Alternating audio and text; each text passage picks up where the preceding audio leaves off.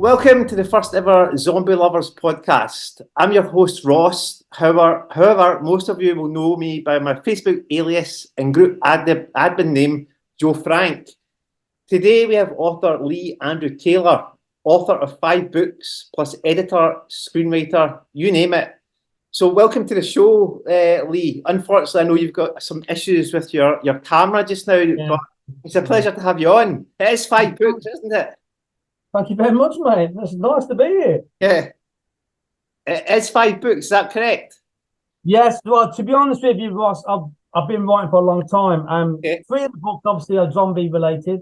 Yeah. Clifton Falls is a zombie one. Do you remember the old saying, night sleep tight, don't let the bed bugs bite? I do, yes, I do indeed. It scared me as a kid, right? It scared me as a kid. So I wrote my version of what that meant to me, that saying. So mine is an alien breed of bedbugs that attack a small town. So, well, as in real life, bedbugs, they suck your blood. Yeah. Mine actually eat people. So okay. it's a little bit more. It's a little bit better. And the other book that I wrote, do you remember James Herbert wrote the Rats books years ago, didn't he? What was that? The Rats books? Who was that by?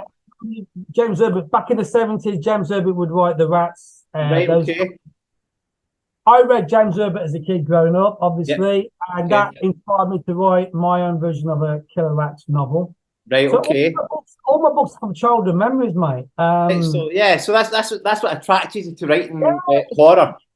Clifton Falls, if you remember right, so in 1974, there was a movie that came out called The Living Dead at the Manchester Morgue. Yeah, okay. Remember it? A lot of people remember it from different titles. But back in 1980, when I was 11, right, my mum said, I've got a film if you want to watch it, right? I was 11, and she put this film on, and it was called The Living Dead when I watched it, and it was proper gruesome, mate. Proper story. Before they banned all the gory films. Yeah.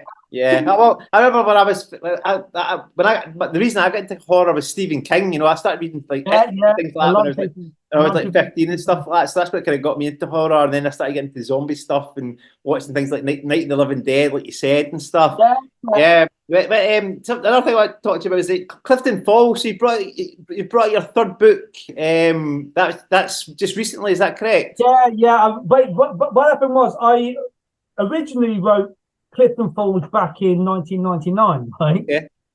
So this is when I first got my first PC, my first computer, old school computer, you know, the green screen, big fat computer things, and the old fashioned printers. I obviously, from that movie that I just spoke to you about, that must have been embedded into my mind when I was a kid. Yeah. Because as soon as I got my first PC, my first computer, I was writing a zombie book straight away.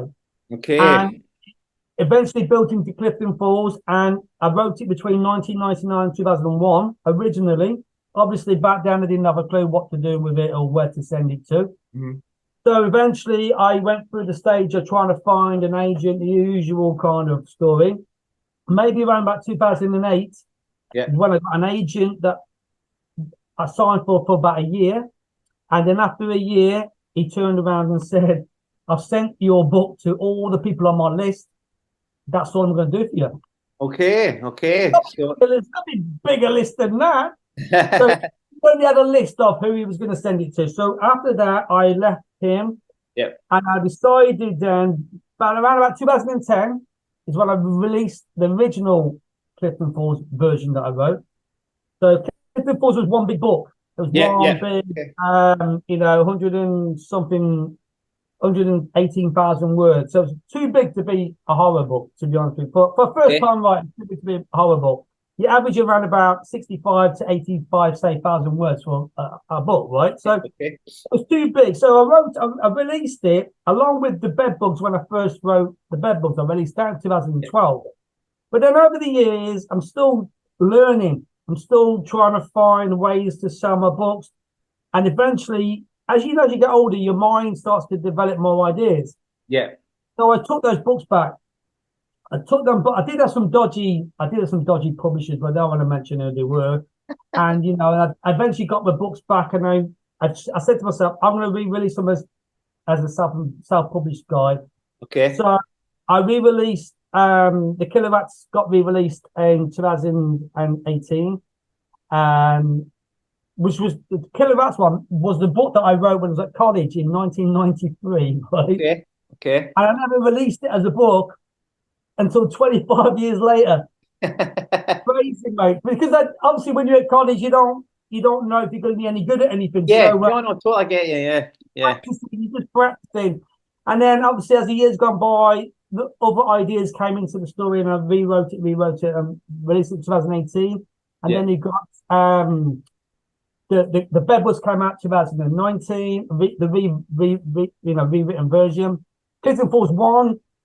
2021, Kids and Force 2, 2022, and Kids and Force 3, 2023. October 2023. If you think about it, though, Kids and Force 1 and 2 was originally part 1 back in 1999, 2001. Okay. And when I made part 3, totally wild, mate. It's just so many different ideas coming in for part 3. So it's gone more crazy now. Yeah, so would you say it's like your masterpiece, Clifton Falls, next to the... Touch wood. I've not had any negativity reviews for the zombie story. The only one I've had negativity on is the Bedbugs one because I put a bit of comedy in it.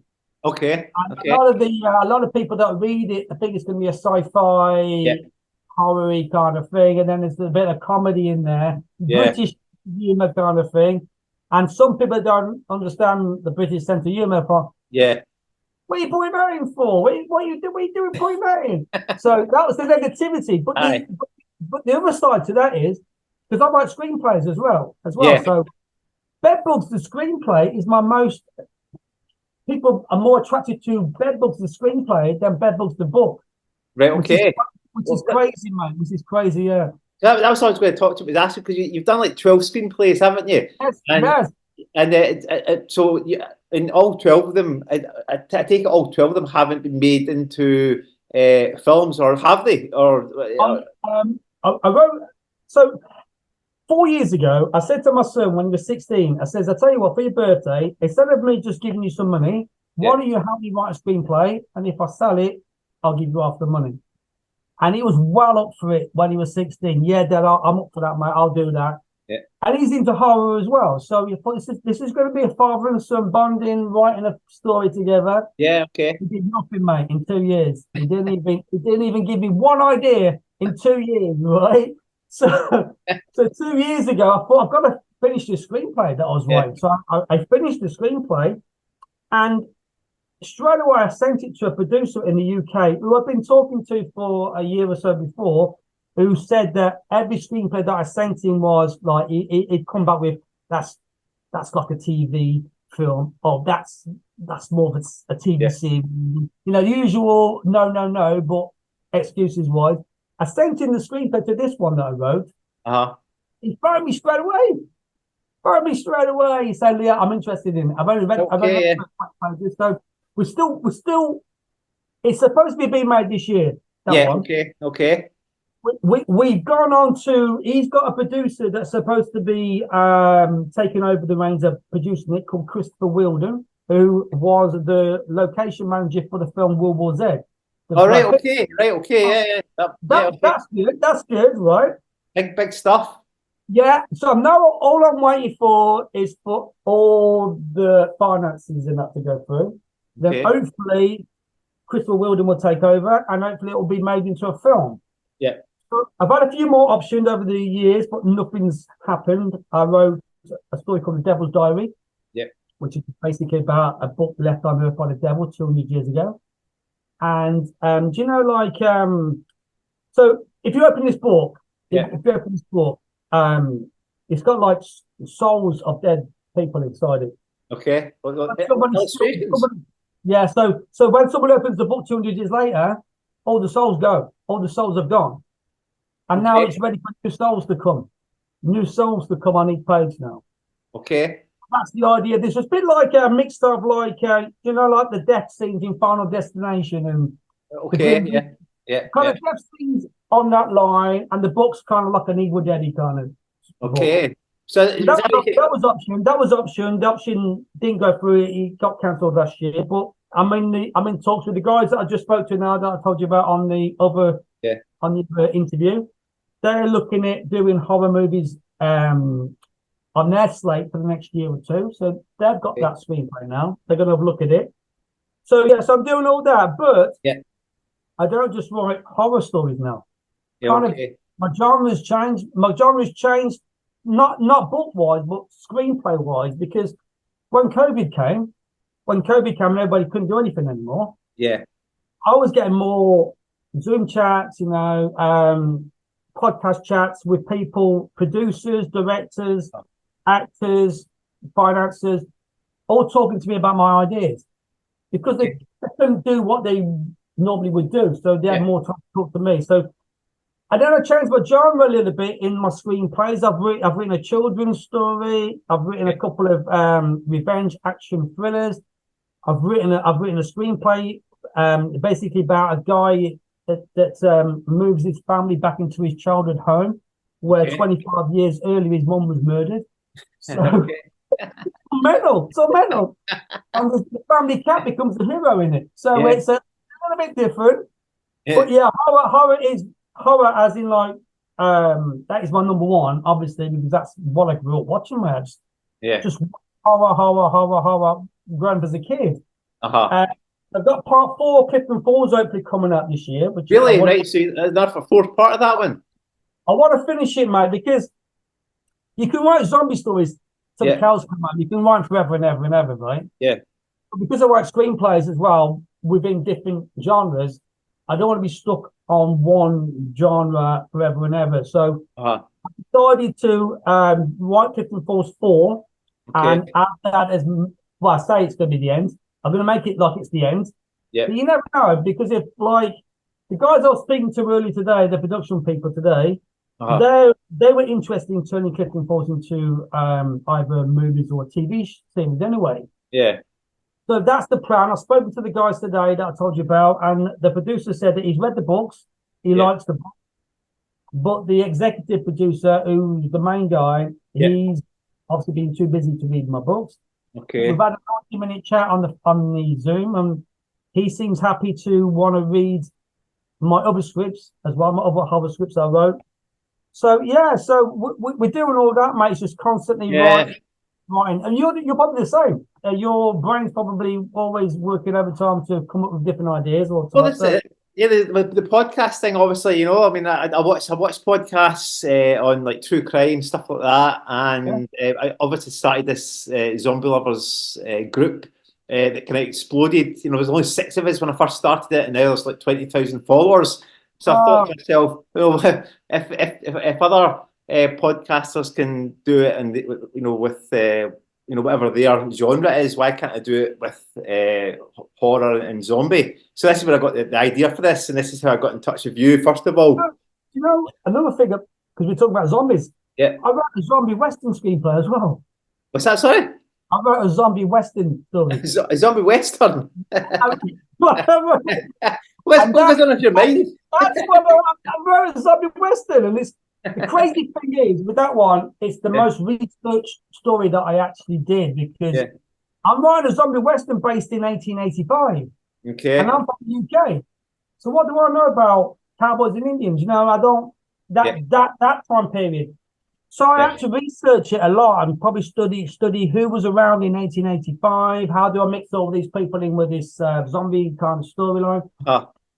And the producer that I just spoke to from Canada, they are building a new studio in Canada, and it's got like the Western towns. So they've got the Western themed towns there already set up to go. Okay. So I'm trying to get them to read the screenplay on my zombie western now. But that sounds interesting though, a zombie western, when you think about it. I mean, there's always a zombie western idea coming out. Yeah. But I'm trying to be more kind of unique in what I've done with it. And I don't want the zombies to be too silly either. I want it to be more of a serious not scary zombies. Want to scary zombies. But are you running zombie man, or a slow kind of walking dead zombie? If you talked to me 20 years ago when I wrote Clifton Falls, the zombies take all day to get up. So it's like, yeah. I mean, but now after watching the World War Z film, I'm thinking, and the remake of the George Romero one. Yeah. Yeah, that one. There were fast zombies in that, weren't there? Yeah. And 28 Days Later and things like that as well. Clifton Falls is pretty much old school zombies. Okay. There's not much in Clifton Falls 1 and 2 because it's more what I wrote 20 years ago, so they're more old school. Yeah. But they are intelligent. They do think for themselves. They okay, so a bit different. They do plan to attack you more than just walk around and you can, aimlessly. Yeah. Okay. When I wrote Clifton Falls, it only had a handful of zombies in it. Yeah. For part one, so I thought it's easy to kill these zombies. So I'm going to make the zombies harder to kill. Okay, yeah. So they have to have a bit of intelligence to them. They got to be clever, and they pick the right time when to attack. They can hide in the shadows like a proper person. Yeah. But Falls 3 goes more. The zombies are a little bit they're quicker now in Clifton Falls 3. They did that in The Walking Dead, didn't they? There was in The Walking Dead. The zombies. Was that? I'm just watching it. Yeah. Yeah, they started to pick up speed, didn't they? Yeah, they started picking up speed. And there was bits where they started using tools, like using a rock to smash a window and stuff like that. I wrote Clifton Falls 3. I've just finished watching the The Walking Dead, and I wrote. So I'm thinking, did they copy me or did I copy them?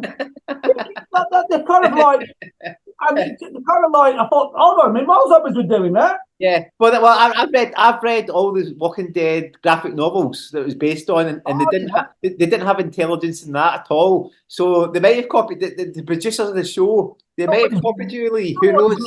Ideas, man. it's crazy. Yeah, I did actually just finish it because I had Amazon Prime for a month, and I thought I'll finish watching it now that I've got Amazon Prime. And I did watch the end. I thought, hold on a minute, these songs are getting a bit like the people now. The people. Yeah. The first four, I think the first 4 seasons were probably the best. You know, the governor and all that.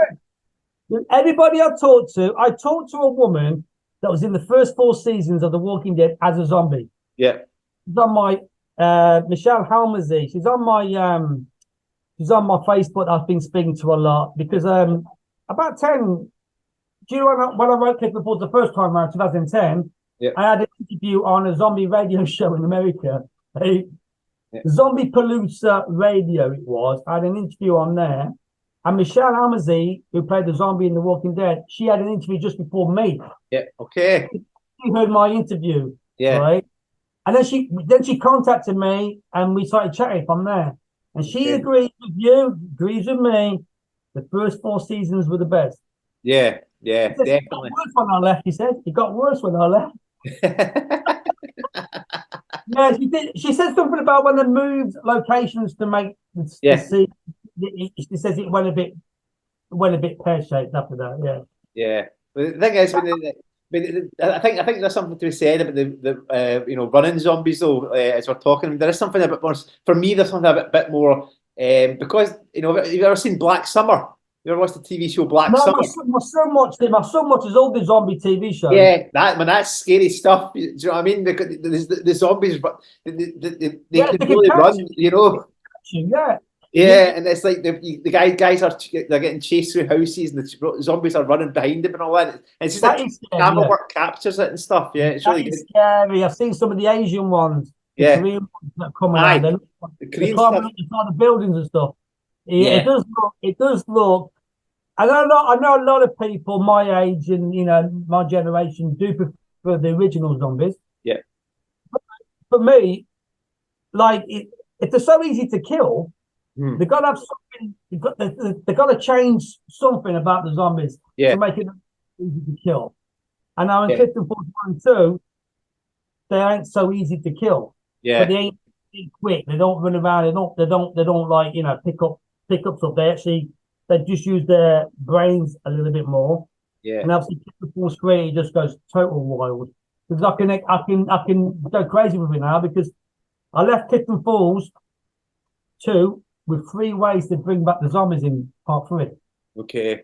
It's like Like to use all three ways to bring three different storylines into it to get the three ways to carry the storyline.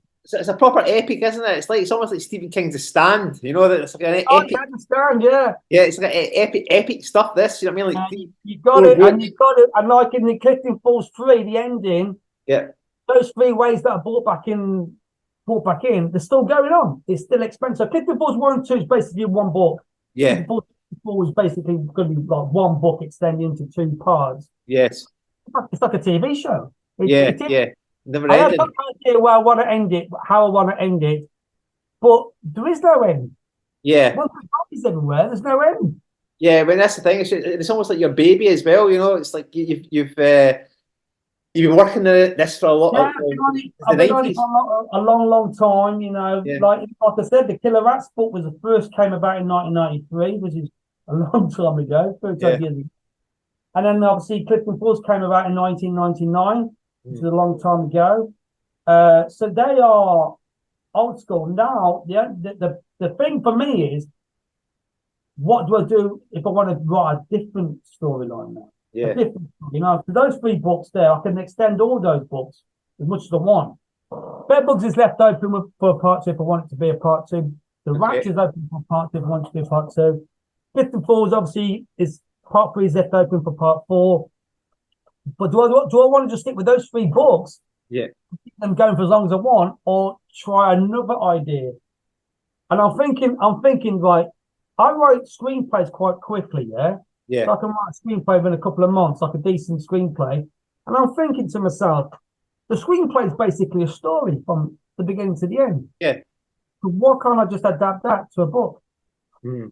I've already got the storyline already set up. I just got to build the characters and I make it more booky stylish than just like he walked into a building. You know, this. Yeah.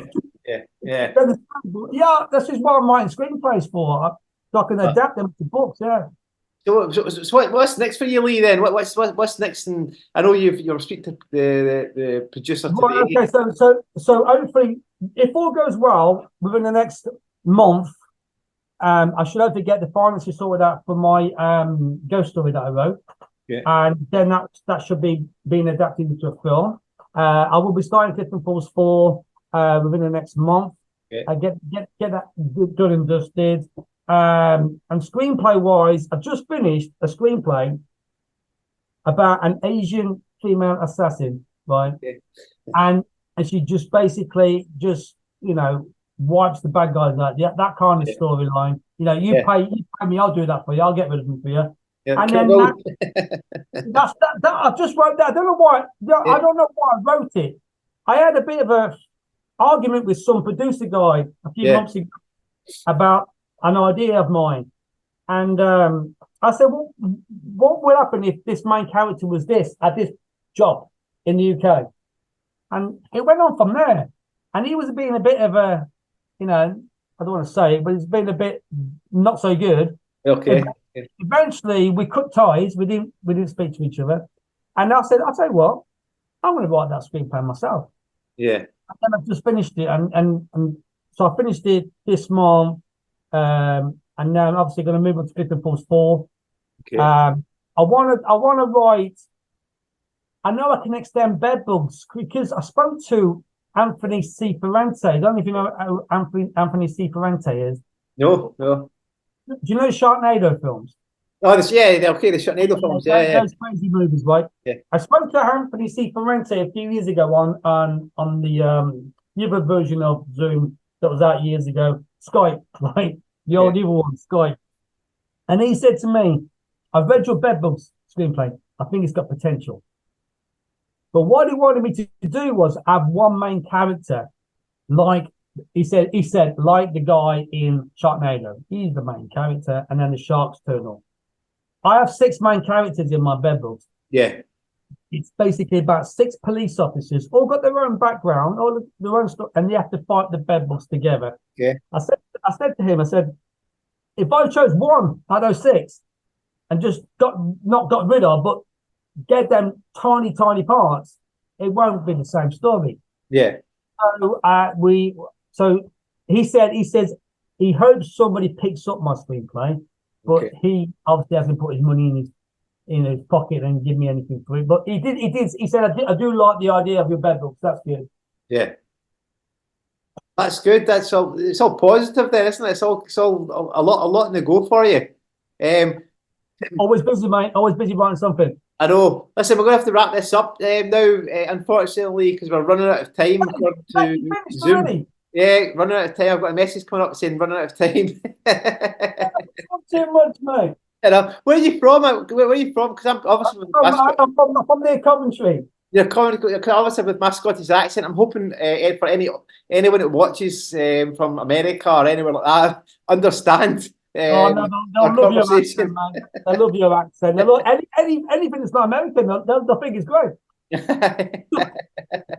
Okay, right. Thanks for being on the show, and thanks for being the very first guest, Lee. It's been a pleasure. Okay. Will I get a copy of this interview? Yeah, of course I will. I'll send it to you. I'll send it to you, but before I even post it, I'll send it to you. It won't just go up right away. I'll have to. And I'll put it onto my website. It'd be fantastic. Okay, no problem. Okay, Lee. Thank you, mate. Thank you for that. Cheers. Right, bye-bye. Bye-bye. Bye.